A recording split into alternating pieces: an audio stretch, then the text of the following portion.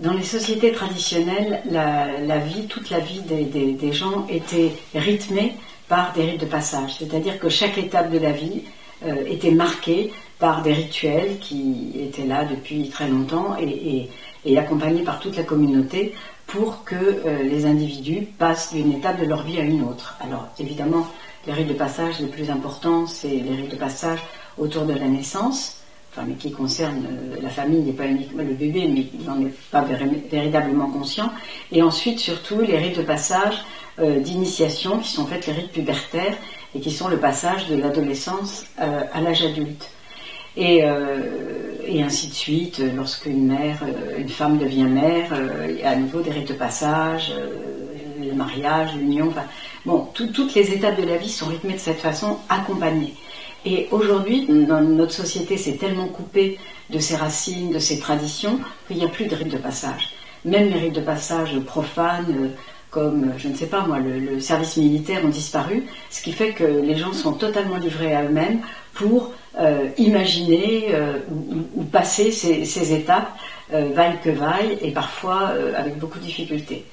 Alors, je pense que c'est aussi une des raisons pour lesquelles beaucoup de gens se retrouvent déstabilisés, se retrouvent en crise, se retrouvent sans repère et du coup doivent faire appel à des processus comme des psychothérapies ou des séminaires de développement personnel où ils vont essayer de trouver des éléments qui peuvent leur permettre de mieux comprendre ce qui se passe pour eux et d'où ils viennent et vers où ils vont. Et ce qui caractérise un rite de passage, c'est justement ça, c'est qu'il y a à lâcher quelque chose de l'étape précédente, qui j'étais, que je vais devoir lâcher, pour pouvoir enfin devenir qui je vais être, ou qui je suis réellement. Donc c'est un petit peu le sens de cette proposition, parce qu'on s'est rendu compte que beaucoup de personnes vivent des transitions dans leur vie, se mettre en couple, avoir des enfants, la fin d'un couple, la fin d'une relation, une perte d'emploi, un déracinement, plein d'événements comme ça qui sont très perturbateurs et qui obligent en fait l'individu à se redéfinir, à se réinventer d'une façon nouvelle. Et souvent c'est pas facile. Donc on a imaginé ce séminaire donc il y a une quinzaine d'années de façon à accompagner les gens dans ces transitions.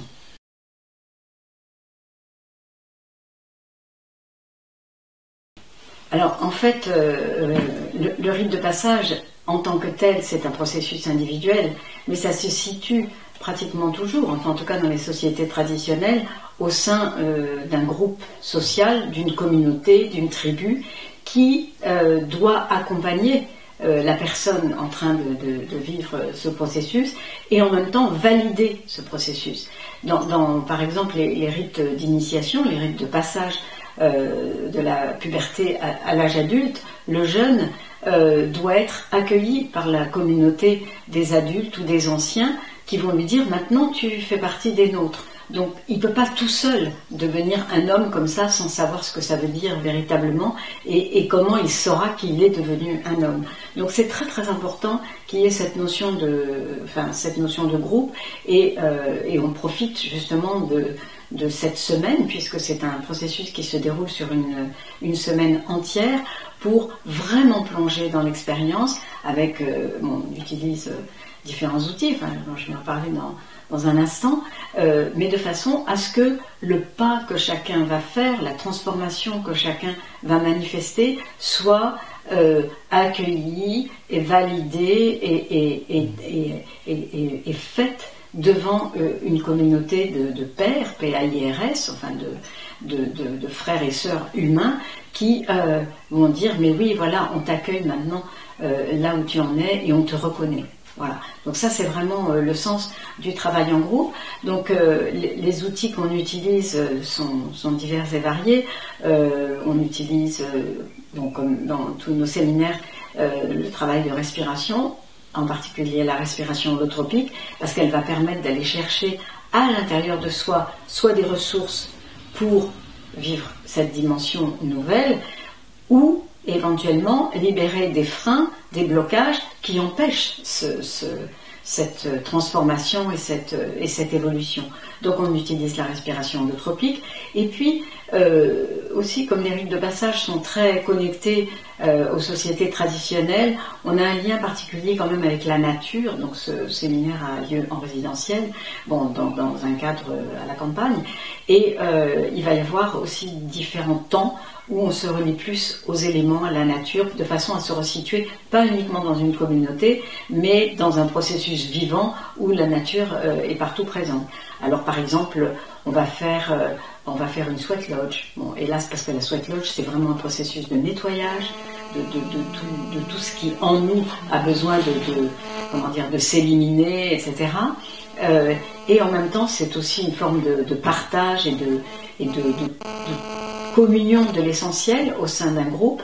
Et c'est aussi un processus de mort et renaissance, puisque le sens de ce rituel, c'est comme une purification de tous les plans de l'être, en retournant dans la matrice terrestre pour renaître, laver, transformer, etc. Donc la Sweat Lodge participe véritablement à ce processus.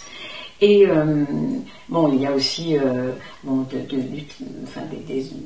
des expériences d'expression graphique, réalisation de mandala, il y a des partages, il y a des temps de travail corporel, de danse, il y a un voyage au tambour, il y a des temps un peu genre petite quête de vision, des temps de méditation dans la nature, seul. Et puis il y a différents rituels. Et toute la semaine est construite autour du fait qu'on va aller vers la mise en place de son rituel de passage et qu'on va le partager tous ensemble au sein d'une grande cérémonie collective vers la fin de la semaine.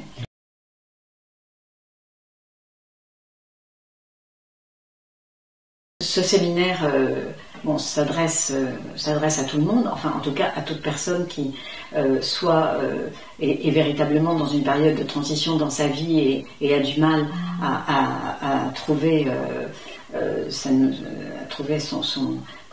sa direction ou ne sait pas comment s'y prendre, donc a besoin d'être accompagné là-dedans, mais aussi pour toute personne qui souhaite faire le point et découvrir quelque chose de particulier sur elle-même à ce moment donné de sa vie. Donc finalement, ça s'adresse à tout le monde et il y a toujours un moyen, et une facette qui va faire résonance à là où on en est, quel que soit notre âge.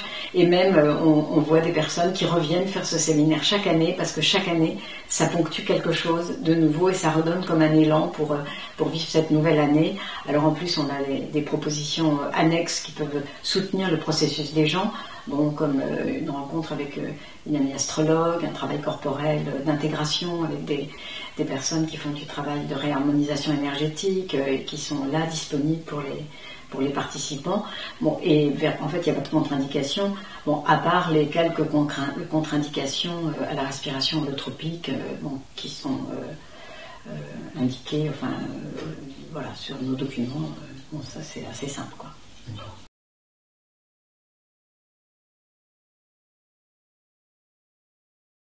Si on doit résumer en une phrase ce qu'apporte un séminaire comme ça, je crois que le plus important, c'est que les personnes vont enfin se tourner vers l'intérieur d'elles-mêmes et se connecter à leur être profond plutôt qu'à leurs rôles sociaux, leur réussite sociale ou à toute cette vie extérieure, de façon à ce que ce qu'ils sont tout au fond se relie enfin et se manifeste dans la société, parce qu'on a besoin de personnes connectées à leur source intérieure.